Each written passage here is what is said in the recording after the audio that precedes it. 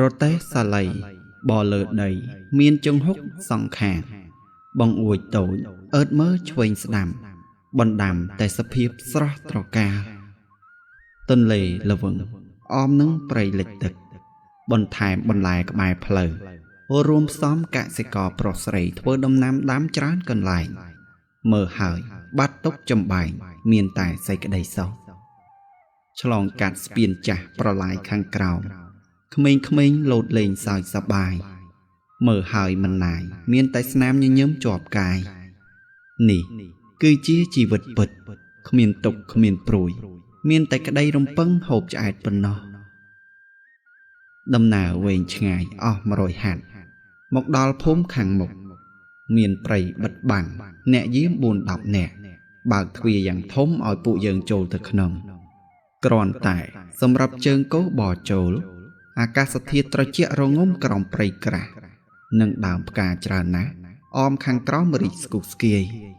ទិដ្ឋភាពប្រៀបដូចគំនូភ្នែកបើកធំសម្លឹងគ្រប់ជ្រុង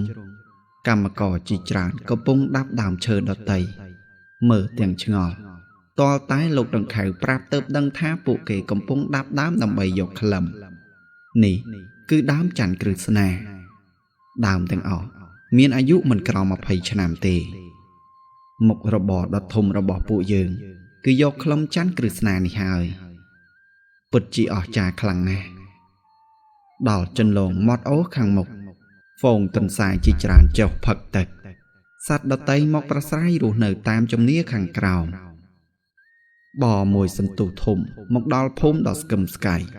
ភូមិគ្រឹះអាណៃសង់ចន្លោះគ្នាឆ្ងាយចន្លងដីស្មើឃ្លាតឆ្ងាយពីគ្នាតាមជំនាផ្លូវមានសួនផ្ការីកស្គុះស្គាយមានបក្សាមករស់នៅស្កេស្កាស់រុក្ខជាតិធំខ្ពស់ច្រើនណាស់បាំងជាម្លង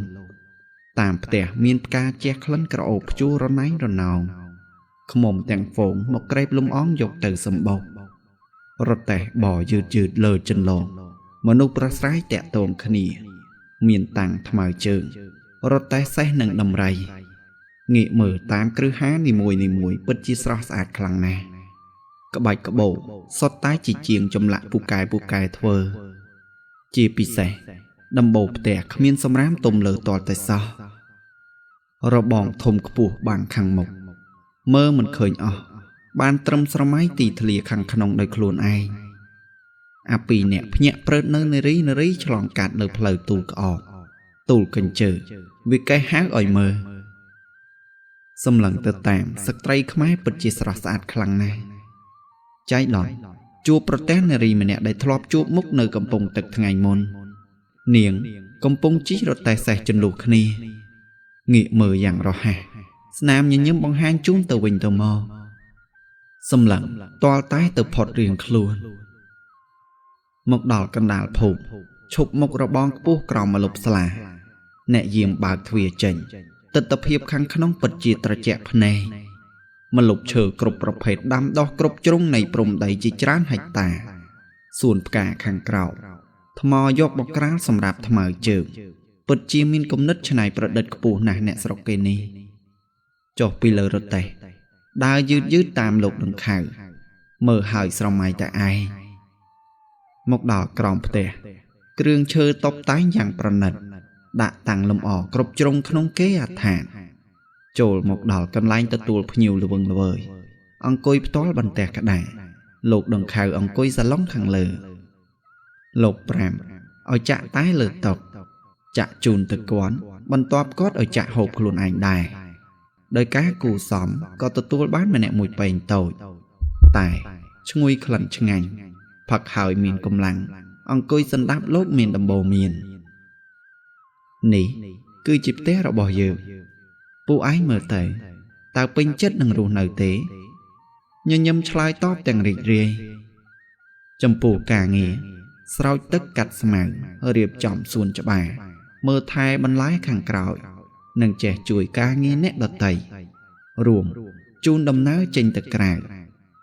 បាយមួយថ្ងៃ3ពេលយប់សម្រាប់ដោយគេឯងតើពួកឯងទទួលយកបានទេលើកដៃសំពះអរគុណទាំងពេញចិត្តលោកដង្ខៅហៅម៉ែដោះមកលោកយាយមឿនស្លៀកក្បិនចង់ពុក សក់ផ្កាថ្កូវថ្មិញខ្មៅមកតាមបញ្ជាលោកម្ចាស់ឈោខាងក្រោយពួកយើងលោកដង្ខៅក៏ណែនាំពួកយើងជាមនុស្សថ្មីលើកដៃសំពះជម្រាបសួរទៅគាត់បន្ទាប់ការងារត្រូវចាប់ផ្ដើមអនុវត្តដោយលោកយាយឲ្យទៅស្រោចទឹកបន្លែខាងក្រោយដើរតាមជន្លងក្រោមម្លប់ឈើត្រជាក់លោកយាយដើរបណ្ដាលនិយាយប្រាប់បណ្ដាលស្រះទឹកខាងឆ្វេងដៃមានត្រីចិញ្ចឹមនិងបន្លែលើទឹកមួយចំនួនពេលទំនេរអាចច្នៃពួកវាយកធ្វើម្ហូបបានចំណែករងបន្លែដូចជាសណ្តែកគួរស្ពៃសណ្តែកដីនៅខាងមុខត្រូវស្រោចទឹកនិងមើលថែជាប្រចាំទាំងនេះគឺជាចំណីអាហារសម្រាប់ពួកយើងប្រចាំថ្ងៃលោកដង្ខៅក៏ទទួលទានជាមួយពួកយើងផងដែរលោកយាយតើនៅក្នុងផ្ទះនេះមានអ្នកបម្រើប៉ុន្មាននាក់អ្នកយាមទ្វារ4នាក់ម៉ែដោះម្នាក់មេផ្ទះ3នាក់និងពួកឯង3នាក់ជាអ្នកមើលថែសួនបន្លែតើមេផ្ទះនៅឯណាម្ដេចពួកយើងមិនឃើញអញ្ចឹងពួកនាងទៅផ្សារមាត់ទឹកបាត់ទៅហើយដើរមកដល់ខាងក្រៅដែលជាសួនបន្លែដាំជារងវែងអន្លាយប្រហែលដីកន្លះហិកតាស្ងាត់ជ្រងំក្រោមម្លប់ឈើខ្យល់បក់រំសាយគុណហើយរីករាយនឹងទេសភាពគួរឲ្យកប់គួរលោកយាយក៏ជម្រាបប្រាប់បន្ថែមមកដល់ពួកយើងដើម្បីងាយស្រួលធ្វើកិច្ចការអណ្ដូងយងដៃនៅខាងត្បូងក្រោមម្លប់ដូងធំនិងដងរែកផ្អែកគៀននោះនាវេលាព្រឹកព្រលឹមត្រូវស្រោចទឹកម្ដងក្បាលល្ងាចម្ដងទៀតសល់ពេលជួយការងារផ្ទះផ្សេងក្រោយស្ដាប់ចប់លោកយាយក៏វិលត្រឡប់ចំណែកពួកយើងសល់ពេលដើរមើលទីធ្លាជុំវិញលេងសិនរោងបន្លែគ្រប់មុខមិនថាស្ពៃសណ្តែកគួរសណ្តែកដីនិងបន្លែដតីសុទ្ធសឹងកំពុងបញ្ចេញផ្លែផ្កាមកបណ្ដាសម្ដីពួកយើងទាំង3ជជែកគ្នាជាមួយស្នាមញញឹមថ្ងៃត្រង់នារីម្នាក់ដើរមកហៅពួកយើងទាំង3កំពុងអង្គុយដកស្មៅតាមរងងាកសម្លឹងទើបដឹងជានារីធ្លាប់ជួបនៅកំពង់ទឹកទេតាពួកយើងងើបញញឹមស្វាគមន៍នឹកស្មានមិនដល់បានជួបគ្នាម្ដងទៀតសោះនាងក៏ហៅទៅពិសាបាយពួកយើងទាំង3ដើរតាមក្រោយអាហ៊ីងដូចជាត្រូវរើជាមួយផ្កាច័ន្ទណានិយាយសារសងគ្នាច្រើនឃ្លាកន្លងរហូតដល់ចង្ក្រានបាយតុវែងដាក់ក្រោមម្លប់ឈើមានស្មៅអមខាងក្រោមពួកយើងក៏សួរទៅនាងមានអ្វីឲ្យជួយទេនាងចង្អុលទៅកន្ទេលស្លឹកផ្អែកក្នុងចង្ក្រានចូលទៅយកដើម្បីក្រាលវាអង្គុយ2នាក់ទៀតលើកម្ហូបបន្តិចនារី2នាក់ធ្វើដំណើរមកពីខាងមុខសម្លឹងចង់ធ្វើឲ្យភ្លឹកអស់មួយសន្ទុះភួងអើយចាស់ម៉ែលោកម្ចាស់មានសុំអ្វីបន្ថែមទេអត់ទេម៉ែអញ្ចឹងហូបបាយទៅ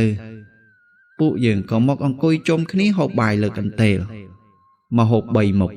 ផ្សំពីត្រីនិងសាច់ជ្រូករួមបន្លែក្បែរផ្ទះហូបបណ្ដាសម្លឹងមុខភួងបណ្ដានាងអៀនចេះតែញញឹមអោនមុខចុះកែវភ្នែកកំពុងចោលមិនព្រិចគ្រប់កាយវិការសំសួនគ្រប់អិរិយាបថពិតធ្វើឲ្យចិត្តរំភើបកាន់តែខ្លាំងតែប្រឹងលាក់អារម្មណ៍បេះដូងចេះតែលោតខុសចង្វាក់ទាញកន្ត្រាក់ខុសប្លែកតតលែងឃ្លានបាយផ្កាច័ន្ទនិយាយថាម្ដេចបងមិនពិសាមកហូបមិនឆ្ងាញ់មែនទេ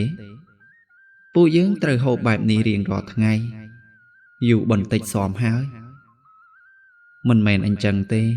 គឺមកពីខ្ញុំហូបឆ្អែតទេតាទើបតែអស់មួយចានឆ្អែតបាត់ទៅហើយបងថែរៀងមែនទេអត់ទេដោយសារក្រពះតូចអញ្ចឹងបានឆាប់ឆ្អែតគ្រប់គ្នាក៏សើច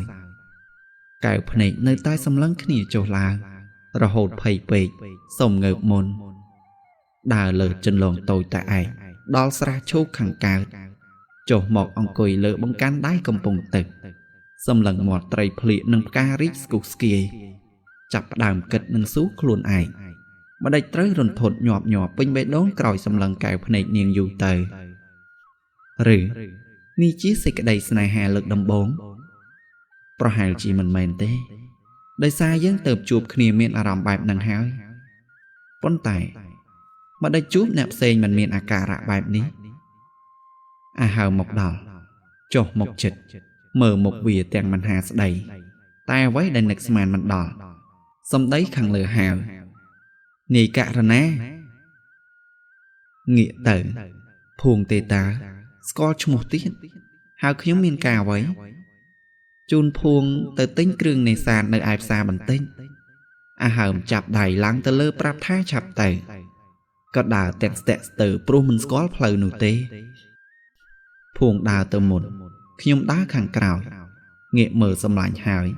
វាលើកដៃដេញឲ្យទៅជាមួយស្នាមញញឹមមកដល់ក្រោលគោ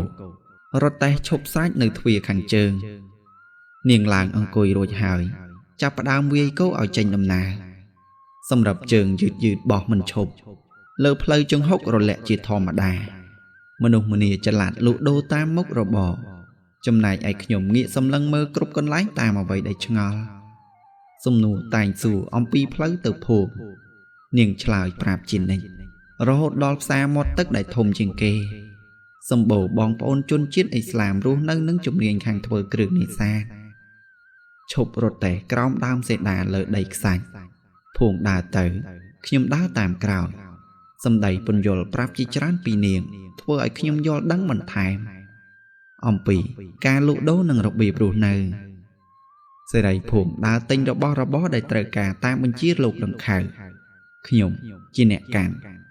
ដើរកាន់តែយូរអីវ៉ាន់កាន់ឡើងសំពីងសំពងកាន់មិនអស់លើកយកទៅដាក់លើរទេះទាំងដង្ហោះនាងមើលហើយលួចសើចម្នាក់ឯងបន្តិចនាងដើរមកជិតមានទឹកមួយបំពង់មកជូនប្រើពាក្យអរគុណផឹកទាំងស្រីឃ្លានរសៀលទិញគ្រប់គ្រាន់ហើយធ្វើដំណើរវិលត្រឡប់មកដល់សម្រាប់លើកន្ទេលទាំងហត់នឹងការលើកជញ្ជូនអីវ៉ាន់ជាច្រើនសេរីភួងមិនបានមកជាមួយទេនាងចូលទៅជម្រាបដល់លោកម្ចាស់បាត់ហត់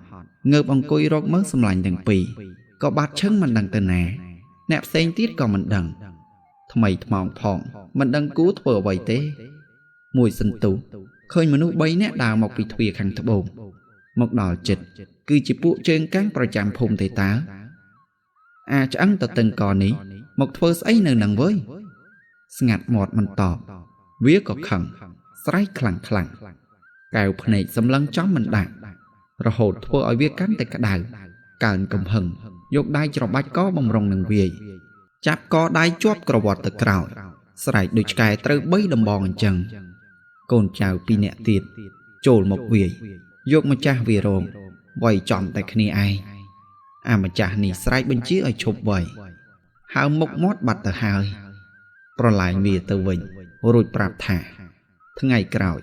លេងឲ្យស្គាល់មនុស្សខ្ពស់ទាបផងវើយនេះគ្រាន់ជាការគំរាមទេយាដៃបំរុងវាយបន្ថែមពួកវារត់បះជើងព្រាតងាកមើលឆ្វេងស្ដាំមិនដឹងទៅណាក៏សម្រេចដើរទៅរងបន្លែក្រែងពួកគេនៅទីនោះមកដល់ឃើញតែវត្តមានធម្មជាតិស្ងប់ស្ងាត់និងសត្វស្រែកជែកចាចលើដើមខ្ពស់តើពួកគេទៅណានោះឈរច្រត់ដៃមួយស្របក់ក៏ឮសំឡេងចេញពីព្រៃខាងមុខមនុស្ស4នាក់ដើរមកសើចសប្បាយមានផ្លែឈើកាន់ជាប់ដៃទៀតពួកគេមកដល់ចិត្តទើបដឹងជាសំឡាញ់ផ្កាច័ន្ទនិងរំចង់អាហើមអួតប្រាប់អំពីផ្លែឈើព្រៃមានច្រើនសន្ធឹកនៅតាមជួរព្រៃជាប់ចំការមិនថាកោតកញ្ជើបាយដាចគុយនិងទំព័រយើងបេះគុយនិងកោនមកផ្ញើយក2ផ្លែមកសាករសជាតិជូរអែបជ្រលក់អំបិលម្ទេសបន្ថែមកាន់តែឆ្ងាញ់លើកទី1ដែលបានស្គាល់ផ្លែឈើព្រៃស្រុកគេពិតជាប្លែកណាស់មកអង្គុយក្នុងខ្ទមក្បែរម្លប់ឈើហូបជាមួយសេចក្តីរីករាយនឹងការនិយាយណែនាំរបស់អ្នកទាំងពីរឲ្យស្គាល់របស់ជាច្រើននៅទីនេះប៉ុន្តែជជែកគ្នាមិនបានយូរអ្នកទាំងពីរក៏លាវល់ទៅវិញព្រោះមានការងារត្រូវធ្វើ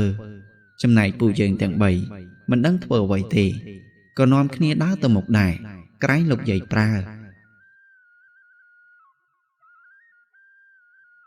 ការរស់នៅពីមួយថ្ងៃទៅមួយថ្ងៃ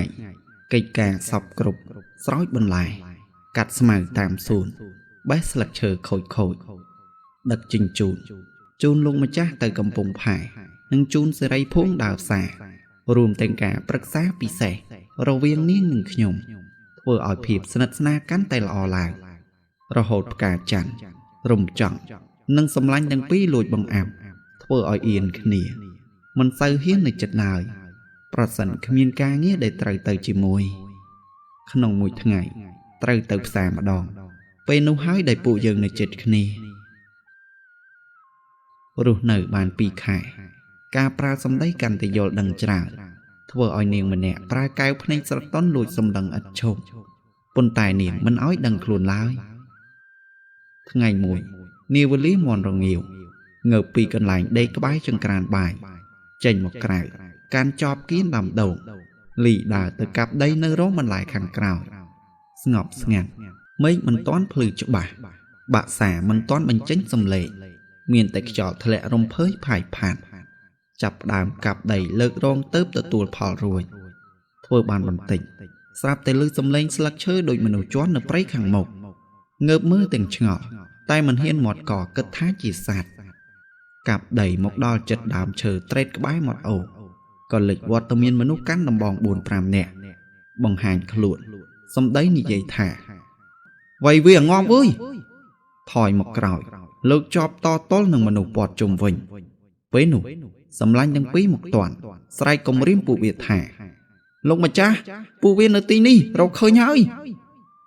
មនុស្សបិទមុខទាំងអស់ភ័យខ្លាចបបួលគ្នារត់គេចមានម្នាក់មុនទៅលើកដំបងចង្អុលគំរាមថាថ្ងៃក្រោយឯងនឹងស្គាល់ថ្នាំខ្លាំងហើយអានាងថ្ងៃនឹងចាត់ទុកជាសំណាងឯងចុះពួកវារត់ទៅបាត់អស់សម្លាញ់មកចិត្តសួរមានរបួសត្រង់ណាទេមិនអីទេអរគុណពួកឯងហើយមកតាន់ពេលមិនអញ្ចឹងទេដេកលើដីបាត់ហើយរឿងនេះមិនស្រួលទេគួរជម្រាបដល់លោកម្ចាស់ទៅល្អលោកម្ចាស់គាត់រវល់ខ្លាំងណាស់កុំឲ្យគាត់ឈឺក្បាលជាមួយពួកយើងទៀតនាំតែជាទុកអំពិលទេទុកឲ្យយើងដោះស្រាយដោយខ្លួនឯងពួកវាមានគ្នាច្រើនណាស់តើឯងដោះស្រាយដូចម្ដេចចាំមើលសិនទៅ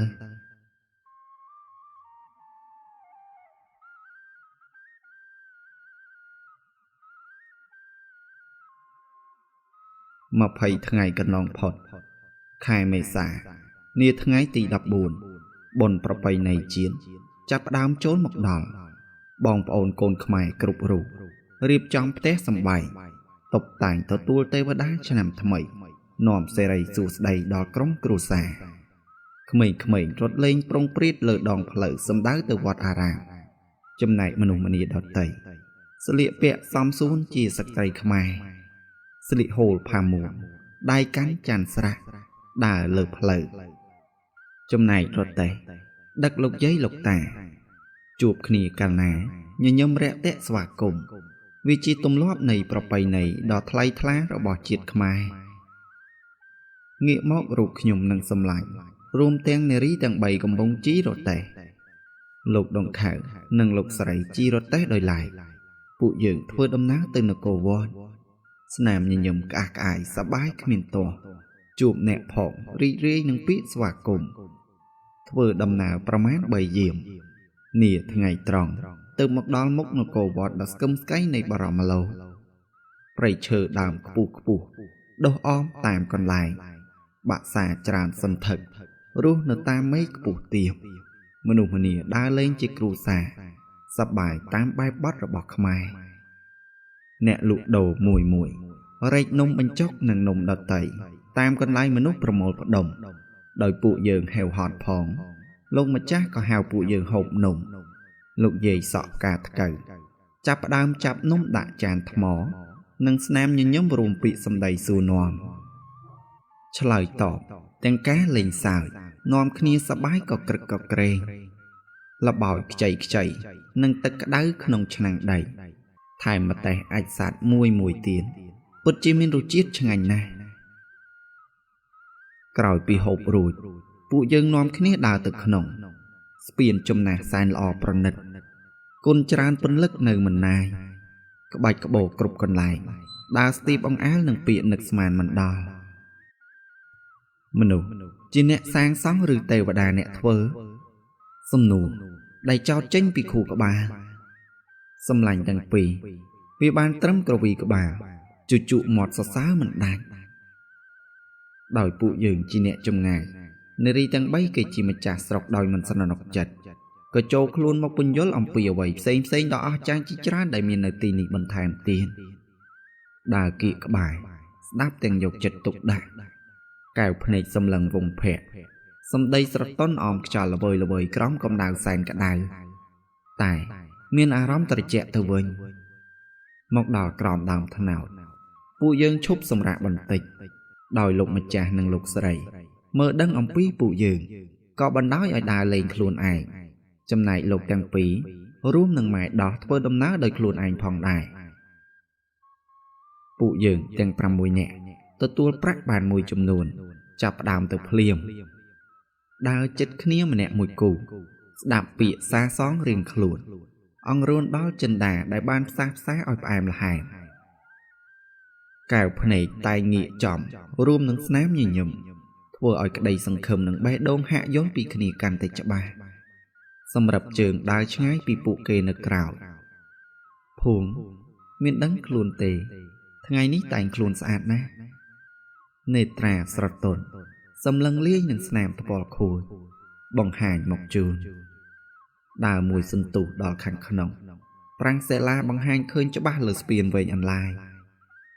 សម្ដីលាន់ចេញពីមាត់លឺដល់អ្នកដតីដើរជិតធ្វើឲ្យពួកគេងាកមើលព្រានព្រោះតែភាពអស្ចារ្យខ្លាំងពេកទៅបណ្ដាលឲ្យទុកចិត្តមិនជាប់ភូមិបែរជាយកដៃខ្ទប់មាត់សើចហើយណែនាំកុំឲ្យនិយាយឮដូច្នេះក៏ស្ដាប់ហើយធ្វើតាមដើរលើស្ពានកាន់បង្កាន់ដាច់ងាកមើលសម្រស់ព្រៃអមសងខាងដើមត្នោតដុះត្រេតាមកន្លែងព្រៃក្រាស់ដុះខាងក្រោយកំរាលបៃតងរីខាងក្រោមពិតជាដូចឋានសួគ៌ខ្លាំងណាស់មួយសន្ទុះមកដល់ស្រះខាងស្ដាំមានផ្កាឈូករីកស្គុះស្គាយផ្ទះប្រជាសង់រស់នៅតាមមាត់ទឹកមើលហើយពិតជាស្រស់ស្អាតខ្លាំងណាស់ចំណែកតូបលក់ដូរតូចតម្រៀបនៅលើមាត់កំពង់ក៏មានច្រើនគួរសមដើរចុះមកមើលនឹងគេវត្ថុអនុស្សាវរីយ៍ជាច្រើនប្រភេទធ្វើដោយដៃផ្ទាល់ដាក់រាយពេញលើកញ្ឆេរអង្កាំធ្វើជាខ្សែកខ្សែដៃនិងចិញ្ចៀនស្ពាន់ក៏ដាច់ចិត្តទិញរបស់មួយដោយការលាក់ទុកភូមិនៅខាងមុខចាំអស់មួយសន្ទុះទៅរត់ទៅក្បែរតាមក្រោយពួកយើងដើរលំហែក្បែរប្រាសាទគុនមើលតាមសិលាចារឹកនិងផ្ទាំងរូបដាប់ដោយដៃរបស់បុព្វបុរសខ្មែរជួនចំមានសេរីភូមិជាម្ចាស់ស្រុកស្រាប់ពន្យល់ភាពអស្ចារ្យជាច្រើនមកកាន់ខ្ញុំស្ដាប់ហើយជក់ចិត្តនឹកស្មានមិនដល់ថាពូជសាសន៍ខ្មែរខ្លាំងពូកែដល់ម្លឹងស្លូតបូតស្មោះត្រង់រុះរាយរាក់ទះពិតជាសំណាងខ្លាំងណាស់បានកើតជាកូនខ្មែរក្រោយពីដើរយូរហត់ក៏មកសម្រាកនៅខ្លងទ្វារខាងក្រៅអង្គុយក្នុងប្រាសាទពិតជាត្រជាក់ល្អណាស់ភូមិតើទីនេះមានឈ្មោះអ្វីទៅតាមអ្នកភូមិគេហៅខ្លងទ្វារខាងជើងមិនសូវមានមនុស្សឆ្លងកាត់ទេស្ងប់ស្ងាត់ប៉ុន្តែសភាពលាក់បំពួនខាងក្រោយខ្លងទ្វារពិតមានសម្រស់ស្រស់ត្រកាលអូអញ្ចឹងឆាប់ទៅងើបដើរបន្តជាមួយគ្នាចំណែក4អ្នកទៀតពួកគេនាំគ្នាទៅកន្លែងផ្សេងតាមចំណូលចិត្តចេញផុតព្រៃតាក់សិនល្វឹងល្វើយមានទឹកនិងថ្កល់អមដោយរុក្ខជាតិធំតូចប្រាសាទចំណាស់សង់ខាងត្បូងមនុស្សម្នាធ្វើដំណើរដោយរទេះលើថ្នល់ដីមួយឈរសម្លឹងយូរហាក់ស្លងអារម្មណ៍ចូលទៅក្នុងភពថ្មីមួយដ៏ស្រស់ញញឹមមេអំបៅហោះហើរក្បែរផ្កាព្រៃខាងក្រោមនាងរំភើបអង្គុយសម្លឹងទាំងការពេញចិត្តខ្ញុំក៏ចូលរួមដើម្បីបង្កើតបរិយាកាសឲ្យកាន់តែរីករាយភូមិមើលរបស់នេះទៅមើលពេញចិត្តឬអត់ខ្សែកធ្វើអំពីអង្កាំនាងសម្លឹងហើយសប្បាយចិត្តខ្ញុំជូនទៅភូមិវាមិនសូវមានតម្លៃប៉ុន្តែវាជាទឹកចិត្តនាងញញឹមថ្ពាល់ខួចយ៉ាងស្រស់ស្អាតអោនព្រមឲ្យបំពាក់ស្នាមញញឹមកំពុងបង្ហាញតលកែវភ្នែកកម្ដៅថ្ងៃបង្កើនព្រះសូរិយាឲ្យកាន់តែក្តៅចំណែកព្រះវិយោធ្លាក់រំសាយមេឃខ្ពស់ទាបវីវើកអមតាមកន្លែងគុណអស់ចិត្តហើយ មកដល់ផ្លូវខាងមុខរទេះគោជាច្រើនឈប់ចាំដឹកអ្នកទេសចរពួកយើងទាំងពីរជួលលោកអ៊ំម្នាក់ឲ្យដឹកទៅប្រាសាទដតីទៀតនាងនាំទៅប្រាសាទតាព្រំនិងប្រាសាទដតីទៀតមុនទៅដល់តាព្រំទេសភាពតាមស្រុកភូមិធ្វើឲ្យខ្ញុំសប្បាយចិត្តជាអណែកមានលក់នំនែកតាមផ្លូវរបស់របរប្រើប្រាស់ប្រចាំថ្ងៃនិងរូបចម្លាក់ធ្វើដោយដៃរបស់ប្រជារាស្ត្រសម្លឹងនិងមានចម្ងល់ជាច្រើនប៉ុន្តែមិនហ៊ានសួរនាងបន្តទេខ្លាចនាងធុញល្ងាចឈានចូលពួកយើងមកដល់មុខប្រាសាទនគរវត្តវិញជុំគ្នានឹងលោកដង្ខៅរួមអ្នកផ្សេងក៏ជជែកគ្នាសួរបានឃើញអ្វីខ្លះម្នាក់ប្រាប់ពីអ្វីដែលខ្លួនដឹងដោយអ្នកទាំង4ទៅខាងប្រាសាទបាយ័នអ៊ូតលាន់មាត់ពីក្បាច់ក្បូរច្រើនសន្ធឹកមានទាំងប្រាសាទនាងទាំង12រីឯខ្ញុំមិនអន់ប្រាប់ថាតាព្រំល្អលើសទាំងពួងផងដើរមួយចុកជើងនៅតែមិនសប់លោកដង្ខៅរួមនាងទាំង3អស់សំណើចនឹងពួកយើងព្រោះតែមិនធ្លាប់ស្គាល់ពីមុនដោយខ្លាចទៅផ្ទះវិញមេឃងងឹតពួកយើងនាំគ្នាចេញដំណើរវិលត្រឡប់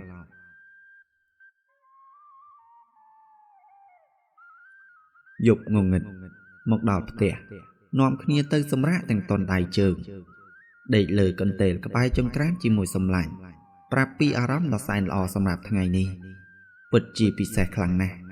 និយាយទាំងស្នាមញញឹមរួមនឹងក្តីសង្ឃឹមដ៏មានន័យសម្លាញ់ទាំងពីរក៏បានប្រាប់ពីការរំភើបដែលសម្រេចចិត្តត្រូវបានតាមមកស្គាល់ស្រុកគេដ៏អស្ចារ្យនឹកស្មានមិនដល់ជាពិសេសក្រមុំស្រុកនេះស្អាតដល់ហើយមើលម្នាក់ណាក៏មិនតាក់ចិត្តដែរដូចគ្នាឬអត់អដែងអាហើមផ្ទះក្បាលអាហ៊ីងមួយដៃព្រោះចរិតព្រានមិនល្អសម្រាប់គំរូខ្ញុំឡើយគោលបំណងមករកប្រពន្ធគ្រប់លក្ខមិនមែនមកធ្វើព្រានទេអាហ៊ីងដឹងខុសក៏ទៅដងទឹកមួយផ្ដិលក្នុងកូនពីងមកជូនផឹកហើយត្រជាក់ចិត្តក៏នាំគ្នាដេកទៅព្រឹកឡើងផ្កាច័ន្ទនឹងរំដួលមកដាស់ពួកយើងទាំងស្លន់ស្លោ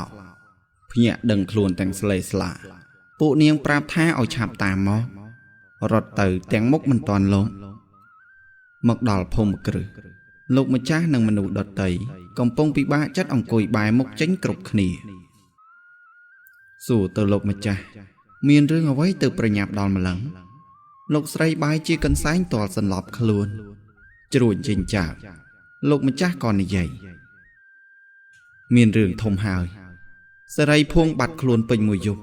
មិនដឹងនាងបាត់តាណាទេស្ដាប់ឮស្លុតចិត្តខ្លាំងណាស់ងាកទៅសួរផ្កាច័ន្ទនិងរំចង់ដែលនៅបន្ទប់ជាមួយគ្នាតែពួកនាងប្រាប់ថាយប់មិញអស់កម្លាំងខ្លាំងសម្រានលក់គ្មានដឹងខ្លួនទេងើបឡើងឃើញទ្វារចំហបាត់ទៅហើយលោកម្ចាស់តើអាចឲ្យខ្ញុំសុំឡើងទៅមើលបន្តិចបានទេពួកយើងទាំងអស់គ្នាឡើងទៅលើដល់មុខបន្ទប់ពន្លឺជះចូលតាមបង្អួចអោនមើលបញ្ច្រាស់ថ្ងៃឃើញស្នាមបាតជើងមនុស្សច្រើនឆ្លងកាត់លើបន្ទះក្តាររលោងនឹកឆ្ងល់មិនដេចចូលមកបានស្រួលដល់ម្លឹងមនុស្សខាងក្រោមមានច្រើនណាស់ហេតុអ្វីពួកវាស្គាល់បន្ទប់នាងទៀតលោកម្ចាស់ខ្ញុំមានរឿងសុំនិយាយជាមួយលោកម្ចាស់តែពីរនេះគាត់ក៏ដេញញាក់ផ្សេងឲ្យចេញទៅមុនសម្លាញ់ទាំងពីរជាអ្នកឈរយាមមុខទ្វារក្រោយពួកគេចេញទៅអស់ក៏សួរសំណួរលោកម្ចាស់មានឆ្ងល់ដែរទេម្ដេចចោលចូលមកស្រួលដល់ម្លឹងហើយពួកគេមិនលួចទ្រព្យសម្បត្តិបែរជាចាប់សេរីភួងទៅវិញពួកគេហាក់មានគម្រោងការជាមុនស្គាល់ទាំងបន្ទប់និងផ្លូវយ៉ាងច្បាស់តើមាននរណាស្គាល់បន្ទប់សេរីភួងខ្លះលោកម្ចាស់ដូចជាមានតែអ្នកផ្ទះយើងទេអ្នកក្រៅគ្មាននរណាធ្លាប់ឡើងមកឡើយឯងមានន័យថាមានជនបង្កប់មែនទេលើកដៃជាសញ្ញាឲ្យស្ងាត់លោកក៏យល់ការធ្វើជាធម្មតាពួកយើងក៏ចេញទៅក្រៅវិញប្រាប់ឲ្យទៅរកសពកន្លែងរួមទាំងប្តឹងដល់ក្រុមសេនាការពារភូមិម្នាក់ចាប់ផ្ដើមបញ្ចេញសកម្មភាពរៀងខ្លួនក្បាលល្ងាចវិលត្រឡប់មកវិញម្នាក់សម្លឹងមុខគ្នាទាំងភាពស្ងប់ស្ងាត់លោកស្រីស្រែកសួររកកូនស្រីសំណប់ចិត្តតែម្នាក់បានត្រឹមអោនមុខចុះ ខ្ញុំចាក់ចេញមកក្រោយអង្គុយលើខ្ទមកំសត់នឹកដល់មនុស្សម្នាក់នឹងដឹងហើយស្រែកសួរមេឃាតែចម្លើយបានត្រឹមស្ដាប់សំឡេងសត្វយំក្រោមខ្យល់បោកបក់ល្វើយសម្លាញ់នឹងនារីទាំងពីរបានត្រឹមសម្លឹងពីចម្ងាយមិនហ៊ានចូលចិត្តឡើយបណ្ដោយឲ្យនៅតែឯងសិនចុះយប់ងងឹតមូសច្រើនទៀមពេញខ្លួនប្រាណសម្លាញ់ទាំងពីរមកដាស់ហៅឲ្យទៅវិញដល់កន្លែងដេកទម្លាក់ខ្លួនទៅលើកន្ទេលបែរខ្លួនទៅមកខាងបាយទឹកក៏ត្រូវបំភ្លេចទោះសម្លាញ់ព្យាយាមហៅយ៉ាងណាមន់រងាវមកដល់សេនាចំនួន4នាក់ចូលមកយកកំណត់ហេតុមកឈរមើលនិងស្ដាប់ពួកគាត់និយាយគ្រានោះក៏សម្លឹងទឹកមុខមនុស្សគ្រប់គ្នាដែលឈរស្ដាប់ផ្សេងទៀតប៉ុន្តែគ្មានបានផលអ្វីទេសេនាក៏យកការរួចចាក់ចេញទៅវិញខ្ញុំចូលទៅជម្រាបលោកម្ចាស់ស្ងាត់ដោយសុំចាក់ចេញទៅក្រៅដើម្បីរកតម្រុយពីអ្នកភូមិដោយផ្ដល់អង្គយកទៅជួយរាសក្រីក្រសុំលោកម្ចាស់អនុញ្ញាតយើងយល់ហើយឯងធ្វើដំណើរទៅ3នាក់ចុះរួមនឹងរទេះផងអរគុណណាស់លោកម្ចាស់មកក្រោលគោខាងត្បូងដាក់នឹមចូលត្រឹមត្រូវលើកអង្គចំនួន20តាវដាក់លើរទេះបន្ទាប់បរចេញមកក្រៅទៅតាមជួររបងភូមិគ្រឹះស្កឹមស្កៃទៅខាងក្រោយផ្លូវព្រៃមានផ្ទះអ្នកស្រុកចន្លោះពីគ្នាចូលទៅសួរសុខទុក្ខពីលោកយាយលោកតាដែលនៅចាំផ្ទះមើលចៅពួកយើងក៏ប្រាប់ថាជាជំនួយពីលោកដង្ខៅបន្ទាប់ក៏ជ្រាបសំណួរខ្លះទៅពួកគាត់ប៉ុន្តែគ្មានចម្លើយនោះទេរំលងអស់20គ្រួសារថ្ងៃត្រង់មកដល់ពួកយើងក៏អស់សង្ឃឹមមិនដឹងទៅខាងណាទៀតមកអង្គុយសម្រាកក្រោមម្លប់ក្ដុលលើភ្លឺស្រែក្បែរមាត់ប្រឡាយស្ងាត់វាល្វឹងអាកាសធាតុក្តៅហែកគោដើរស៊ីស្មៅជីច្រើនក្បាលម្ចាស់មិនដឹងទៅណាឡើយអង្គុយដឹងហើយដោយភាពអស់សង្ឃឹមទម្លាក់ខ្លួនដេកគង់ថ្ងាសនឹកគិតទៅទង្វើជាមួយរូបនាងចងចាំមិនភ្លេចអាហ៊ីងនិងអាហើមអាំងត្រីឆ្អិនហៅមកហូបបាយងើបដើរទៅជិតរទេះអង្គុយហូបនឹងបាយលើស្លឹកឈូកទំពីបណ្ដាសួរទៅសម្លាញ់បណ្ដាពួកវាក៏ចេះតែផ្ដាល់គំនិតផ្សេងដើម្បីរកវិធីបន្ថែមគ្រានោះក៏មានក្មេងប្រុស2នាក់ដើរឆ្លងកាត់ហៅពួកវាមកហូបបាយជាមួយអា2នាក់អរខ្លាំងណាស់មកអង្គុយជិតលាយនឹងសម្បោរប្រឡាក់ពេញមាត់សួរថាមកពីណាវាប្រាប់ថាមកពីចងគោបានបាយទឹកនៅទេបងប្រុសពួកយើងកំពុងទៅផ្ទះហូបបាយ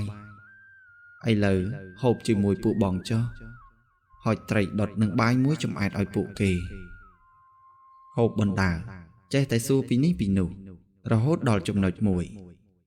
ពួកឯងខ្វៀលគោតែ2នាក់ស្ងាត់ឈឹងអញ្ចឹងមិនខ្លាចទេអីគ្មានអ្វីត្រូវខ្លាចទេបងព្រោះស៊ាំទៅហើយក្មេងម្នាក់ទៀតតបថាកាលពីថ្ងៃមុនពេលព្រឹកពួកយើងខ្លាចណាស់កំពុងដឹកគោមកចងឃើញមានបរោះមួយក្រុមចាប់មនុស្សចូលទៅព្រៃខាងជើង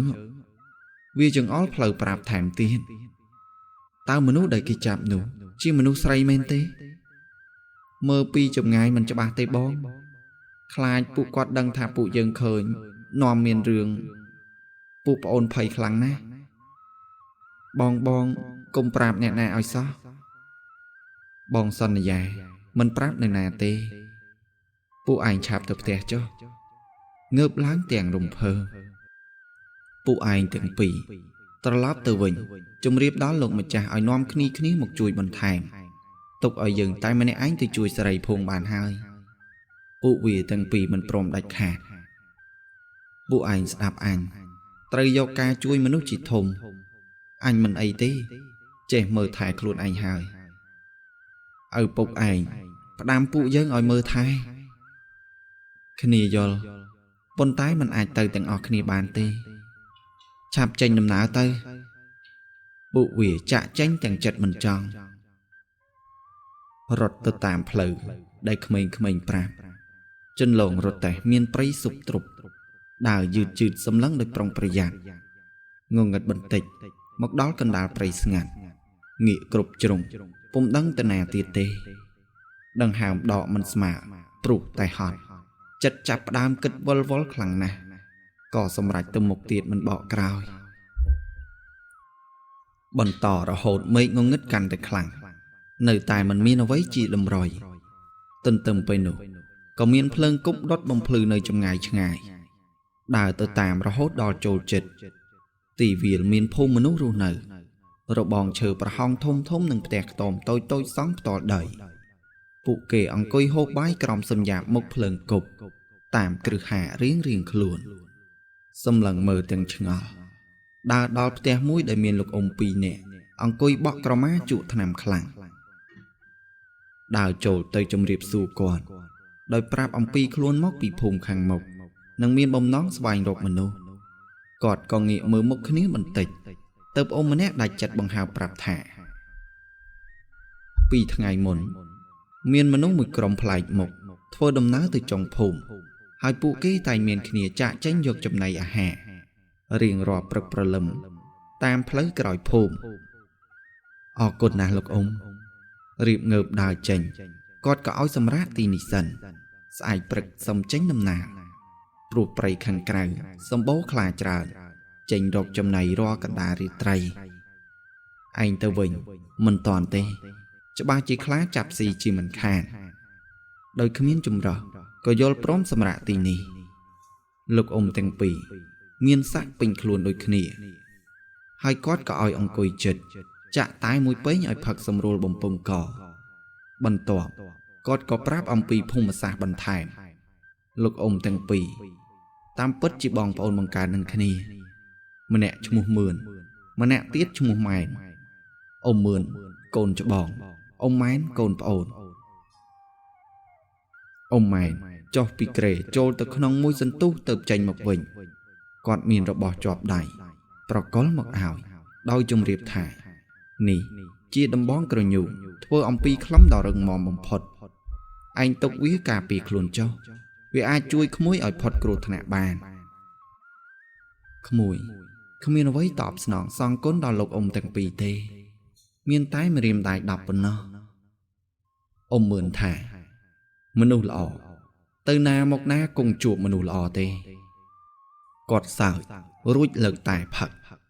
ปุกอดดังถักขยมออกกำลังก็เอาโจสมร้านขังขนมดาวโจเมียนเกลียจวบจิงแจงขังช่วยได้ต้มแหลกคลุนเดยดำบ้องด่าเลยทรู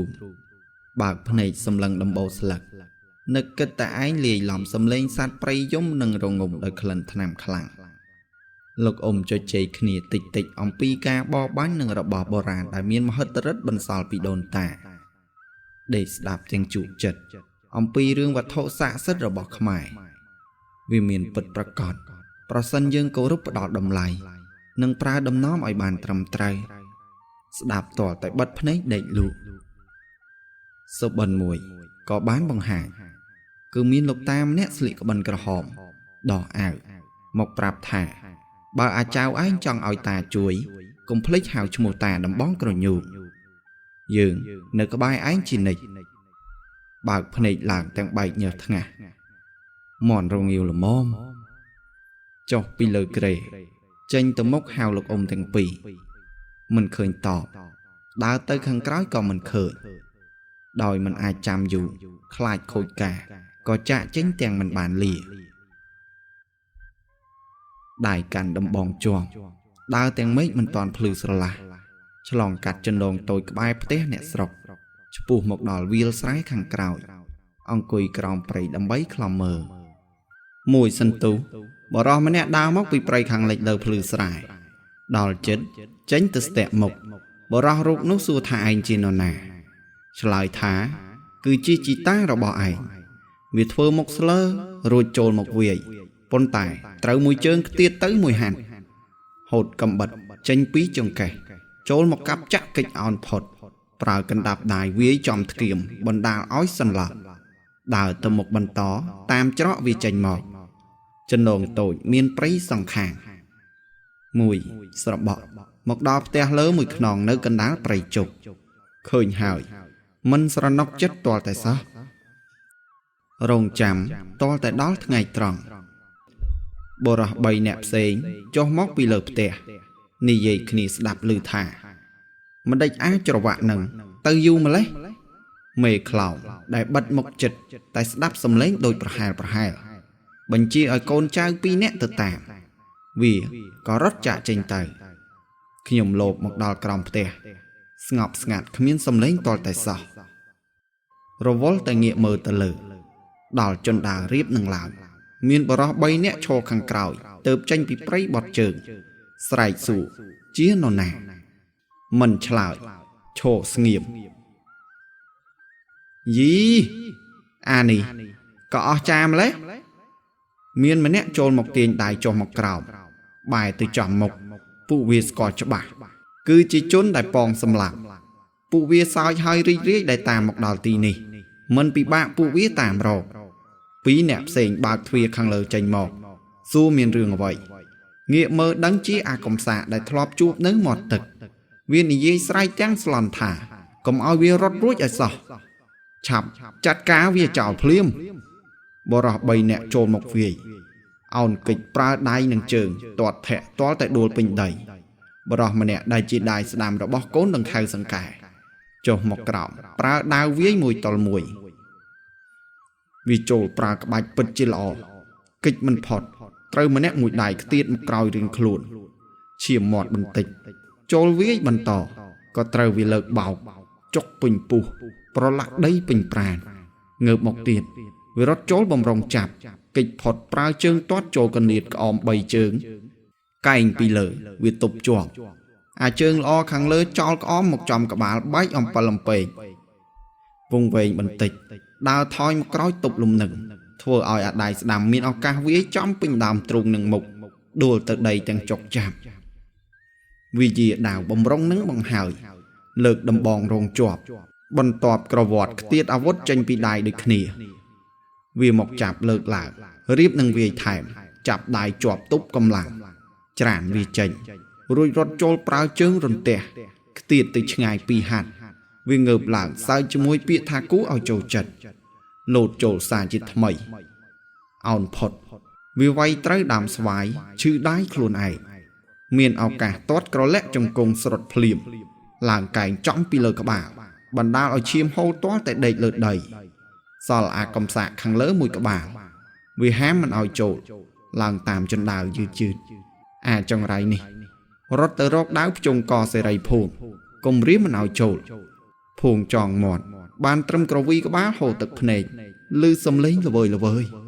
เมื่อหายอันนัดอัดตรงวิเอาโจกล่าวทอยติ๊กบรรทอบวิโจหมกได้บอมรองรถกิจพงระบบซ้ายปีหมดสไลท้ากลมอ้อยควอลปีเนียงสดับหายกระดกกระดูคลังนะเนียงคำใดวิพเนะทะเลดาวหมกใดเนียงโรยปีอาจังไรนี่รถปีจงไงโหลดแทะวิกเตียตะตุบหนังดามเชอบรรทอบเตยสันทบจวบไว้ดำต้อแต่ใบเชียมติ๊กเป็นหมกเวียบาดหมอดซอท้ายดองหามจังไรถอยหมกเลิกพงสู้อมเปียการะเนียงยมต่อสลดคลังนะเนียงเอาขยมปลาสำได้ลุงลมอ้อยบาดภัยโอนมือหมกบองโอนไหลไอหายต่อยังฉับตะวิงเนียงงกบาเตียงตึกพเนได้มาแข่งกันดำบ้องกระยุบรรดาเนียงหมกดาวหมกเตะอมแต่งปีใบจี้มันเคยกอดตัวแต่ซอทวีบัดเจ้าดอกได้โดยปู่ยังประยามก็ทวีดำน้ำจ่าเจงละเงียดมกดาวพูมกรือลูกดังคางนั่งแหนใส่ไตรอ้อคลังนะบานจูบโกนใส่วิงรถหมกอ่าวปรึดเตียงได้รุมเพอกรุบขณีขนมเตะโชว์สมลังแต่งสนามยิ่งตามเปิดเนียงจีโกนจิงจำปนตายการสลายปรีบโดยโกนมังการอันจังปลุกโลกแต่งปีปุ่มมิ้นโกนลายโดยชนายหายเติบจัดตกในรีแต่งใบจีโกนไซด์ดอกบอกล้วนรีไอเนรูเนยจีมวยก็โดยจีสัตเงียเติบกรุบขณีรูเนยด้อยสิกระไดศกการอ้อจียูเปลกรีนูสำลังดังปีวัลตลับหมกวิญสู่ศกตกอมปีระบุปรับทามันไอโดยแสกำปงรำเพิ่มหนึ่งการจูบจมระบอสไรพงโลกดังข่าวเงือปีเก่าไอ មកអរគុណដល់ខ្ញុំដែលបានជួយកូនស្រីរបស់គាត់ឲ្យមានសេរីភាពពីជនអាក្រក់បើគ្មានឯងទេកូនស្រីយើងច្បាស់ជាមានគ្រោះថ្នាក់ធំហើយបំណងរបស់ជនអាក្រក់នេះដោយសារសេចក្តីស្រឡាញ់លើសលប់មិនស្កប់ស្កល់ទើបខ្លាចទៅជាអំពើបែបហ្នឹងយើងស្គាល់ជននេះច្បាស់ណាស់យើងនឹងចាត់ការតាមផ្លូវច្បាប់បាទលោកម្ចាស់ត្រូវតែធ្វើបែបនេះកុំឲ្យមានគំរូដល់អ្នកដទៃទៀត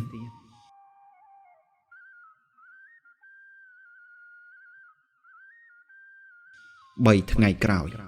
សេនារបស់ចៅហ្វាយស្រុកមកចាប់កូនលោកដង្ខៅសង្កែដល់ផ្ទះទាំងរបួសដេកមួយកន្លែងនិយាយឡើងចេញឪពុកបានត្រឹមក្រំគ្រាចិត្តឈឺចាប់និយាយមិនរួចចំណែកការរកស៊ីក៏ត្រូវបាត់ដៃគូជាច្រើនដោយសារកូនចង្រៃនាំទុកធ្វើឲ្យលោកខឹងក្រោធប៉ុន្តែក្តីស្រឡាញ់នៅតែមានលើកូនខ្លួន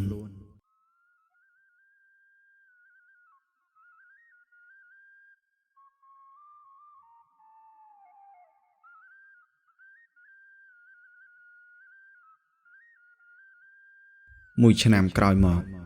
ការរស់នៅក្នុងផ្ទះលោកដង្ខៅធ្វើឲ្យចិត្តកាន់តែមានក្តីសុខលើសលប់ដោយមានមនុស្សយល់ចិត្តជាច្រើនរស់ក្បែរប៉ុន្តែ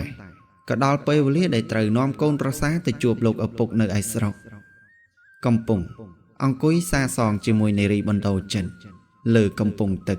មើលបាក់សាជាច្រើនទុំលើដើមកណ្ដាលស្ទឹងសំដីសួរថាតើអូនព្រមទៅជួបឪពុកម្ដាយរបស់បងនៅឯស្រុកដែរទេនាងងើបពីស្មាជាមួយស្នាមញញឹមពាក្យស្រីតបយ៉ាងពេញហឫទ័យអូនព្រមធ្វើជាទីសកលស្នេហ៍សម្រាប់បងគ្រប់ទីកន្លែងក្តីស្រឡាញ់ដ៏ធំធេងគឺមិនព្រួលប្រែជីវិតអូនបានប្រកល់ជូនបងតាំងពីថ្ងៃបងជួយសង្គ្រោះអូនម្លេះអូនទៅថើបថ្ងាសនាងដោយសេចក្តីពេញចិត្តបងបានលើសម្ដីចេញពីមាត់អូនដូច្នេះពិតជារំភើបណាស់តោះប្រញាប់ទៅជម្រាបលោកម្ចាស់ពួកយើងក៏លុតចង្គង់ជម្រាបលោកទាំងពីរតាមត្រង់លោកដង្ខៅនិងអ្នកស្រីពិតជាស្រឡាញ់ពេញចិត្តក៏ជូនពរនឹងផ្ដាយផ្ដាំឲ្យមើលថែកូនស្រីគាត់ឲ្យបានល្អព្រោះនាងពឹងផ្អែកលើកូនទាំងស្រុងហើយនាងជានារីតុនផ្លន់កុំឲ្យនរណាធ្វើបាបនាងឲ្យសោះមិនដូច្នេះទេម៉ែនឹងយកកូនស្រីមកវិញហើយបាទអ្នកម៉ែកូននឹងមើលថែស្រីភួងឲ្យបានល្អបំផុតព្រឹកស្អែកមកដល់រទេះជូនមកដល់កំពង់ទូកក្បែរវត្តពួកយើងក៏លាគ្នាដោយសេចក្តីស្រឡាញ់ម៉ែដោះផ្កាច័ន្ទរំចង់និងអ្នកម៉ែហូរទឹកភ្នែកគ្រប់គ្នាជាមួយពាក្យជូនពរសេចក្តីសុខជារៀងរហូតឆ្លៀតពេលនោះក៏ចូលទៅលេងលោកឪនិងក្មេងប្រុសម្នាក់បានជួបលោកហើយអោនគោរពដល់ព្រះបាទការសន្ទនាដ៏ខ្លីបានបញ្ចប់ដោយការពេញចិត្តរៀងខ្លួនក្មេងប្រុសម្នាក់ឃើញខ្ញុំរត់មកអោបទាំងការនឹករលឹកតោះដល់ពេលឯងទៅជាមួយបងហើយរូបគេញញឹមទាំងត្រេកអរទៅប្រមូលខោអាវមួយបង្វិចលោកឪជូនដំណើរមកដល់មាត់កំពង់ក៏បានជួបអ្នកផ្សេងណែនាំដល់គ្រប់គ្នាបានស្គាល់លោកឪក៏រីករាយនឹងការស្គាល់មួយនេះដល់ពេលពួកយើងចេញដំណើរចុះទូកអោបភួងលើកដៃលាគ្រប់គ្នាសម្លាញ់ទាំងពីរនិងក្មេងប្រុសឈរលាទាំងស្នាមញញឹមពួកយើងចេញដំណើរទៅហើយលើផ្ទៃទឹកល្វឹងល្វើយដ៏សែនវែងឆ្ងាយ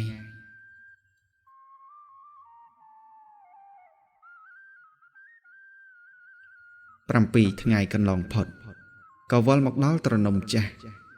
ម៉ែពុកវ័យក៏ចំណាស់បានជួបអ្នកមានគុណទាំងពីរហើយក៏អោបដោយសេចក្តីគោរពជម្រាបដល់លោកបានស្គាល់នារីបណ្ដោចិត្តនិងក្មេងប្រុសម្នាក់បន្ថែមអ្នកមានគុណទាំងពីរគុណមើលពីចុងជើងដល់ចុងសក់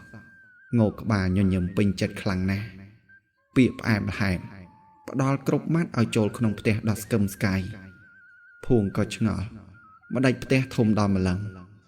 ក៏ប្រាប់តាមត្រង់នៃកិត្តិយសរបស់គ្រួសារខ្លួន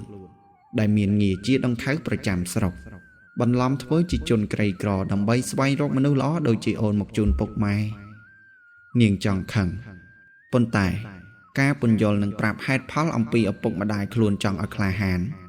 ចេះរៀនរស់ដោយខ្លួនឯងស្គាល់ពិភពលោកដ៏ធំល្វឹងល្វើយចេះផ្ដល់តម្លៃដល់អ្នកដទៃនិងប្រើការអត់ធ្មត់ដើម្បីភាពជោគជ័យនាងក៏ញញឹមក្រោយស្ដាប់ពាក្យនៃការយល់ដឹងដ៏មានន័យ